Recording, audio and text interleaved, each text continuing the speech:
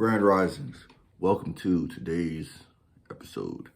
So I have a lot of things on my schedule for today. I'm going to going to this place called like Next Gen. They do like physicals and check up on me just to make sure my body's right. I'm going to be doing a PRP, which is like a something to do with like a plasma to reduce platelets, which you're going to use to inject into my muscles to help with the muscle growth. Some like new age, almost stem cell technology, but they're actually using the plasma. Well, they're using the platelets from the plasma, my own genetic material to heal my body.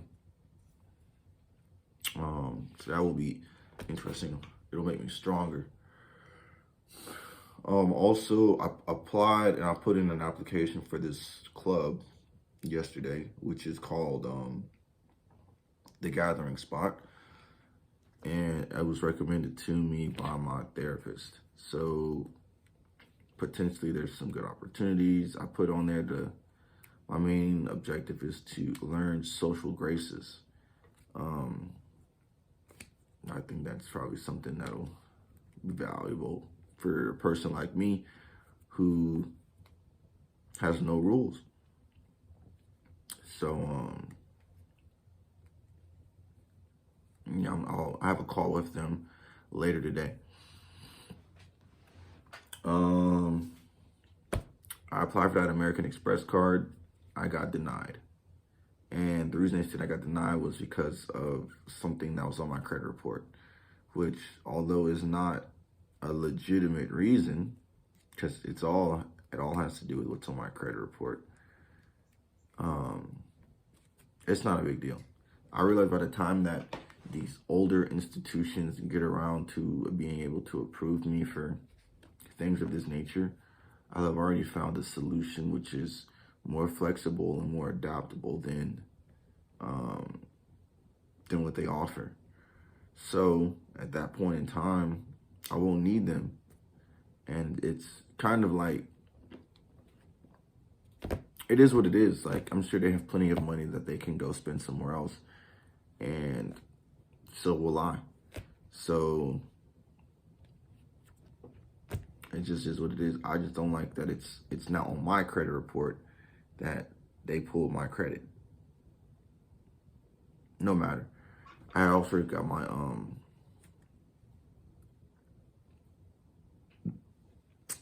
maybe it was because my credit reports were frozen, right? So I had all my other credit reports frozen because I don't want people pulling my credit, and they probably only pulled one credit bureau. Who cares? Either way, I'm moving forward with the loan process. This pre-approval letter to see, got all my documents into them. I want to see what they will be able to approve me for, at least as far as 1 and 2. 1, refinancing this property, and depending upon what it prices for, how much equity I may have in this building, because it is my primary residence, and values have increased since in the years. All right. 2, how much I would get approved for to just buy a property based off of my tax returns and my income statements, such as like a FHA loan or a conventional loan. That would be ideal, because it says on my tax returns I made $50,000 last year. So if I can I'm probably gonna make 120 this year if things go well. Well, things go according to plan, which they should, with all the other projects I'm putting together. And then even if they don't, I'll still probably make like 90 or so. Probably more likely more than 120. So then when the beginning of next year rolls around, I'll be really ready to file my taxes and then get approved for whatever amount I can get approved for. It's interesting, like if you're making over 100,000, you can get a $400,000 home. I can buy a $400,000 home, maybe even a $500,000 home, which to me is like, get the one with the most bedrooms. And that way you can rent the bedrooms out and the garage. And made that place really fun. So anyways,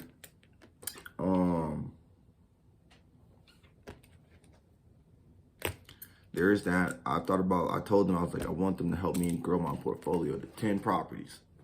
Right now it's 5. And there's enough equity to actually put up like another 20 properties. Cause it's like 7 plus something. But I want to have one property that's completely paid off. So I thought about it. I was like, why don't I actually just get a house in all these places where I've been looking at properties, which is Macon, Columbus, Birmingham, Augusta. Well, let's take out Birmingham. Macon, Columbus, Savannah,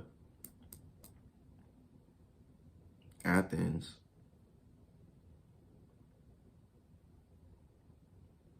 a couple other places. I just buy one house in all of those places. And then I'm like ping-ponging between all of these places where there are schools or other things going on. Because like in Savannah, they have the port. We're like I think we're like the 2nd or the 4th busiest port in America. I was like, man, that would be a great place for like international travel, relations, and things to do with importing and exporting goods and services. Literally in Savannah. Like, I don't hear anybody talking about like the logistic aspects of importing and exporting goods and services when we're like, that's the 4th busiest port and it's in Georgia. So literally can just drive down there. And on the way there, I could stop in Macon. And in Macon, there's the school, there's Mercer University, it's Bibb County. I'm in a couple of clubs in Macon already. So they're good people. And the houses are very cheap. Even though they make about, on average, the same amount of money that we do in here living in Atlanta. Then, of course, there's Columbus. They have the military base. It's closer to Alabama, which is a great way to go in Alabama. And then besides that, there is Athens, which is has a lot of talent. I like it there. It's like, I like the way the city is laid out and built. And if I buy a house in each one of these places, I'm basically covering most of the territory in Georgia, right? So we have like, if like this is Georgia, I'm here in Atlanta, Macon's here, Athens is here, Macon's here, Savannah is here on the coast, and then Columbus is on the other side of Georgia, which falls in line with my idea of basically running the whole state. And so probably the best way to start with that is to like own a property in each of these, like, let's just say quadrants. So we have Athens quadrant, the Georgia quadrant, the Atlanta quadrant. Well, the Athens quadrant, the Atlanta quadrant, the Macon quadrant, the Columbus quadrant, and the Savannah quadrant. Yes, I know that's 5. However, it's just an idea. And then I think Savannah's close to like South Carolina.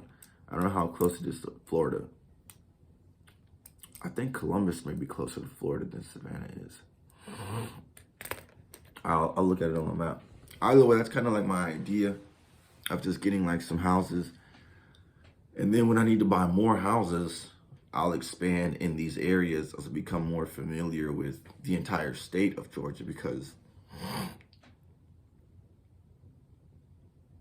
I'm local to Atlanta, but I could be local to these other places, especially if I have a house like in Macon that I just paid it has no mortgage on it, because I think it's wise to have a house with no mortgage on it, regardless of how much it's worth. You know what I'm saying? Like, who cares how much it's worth if you don't have to pay anything for it, and you can live in it. It has utility.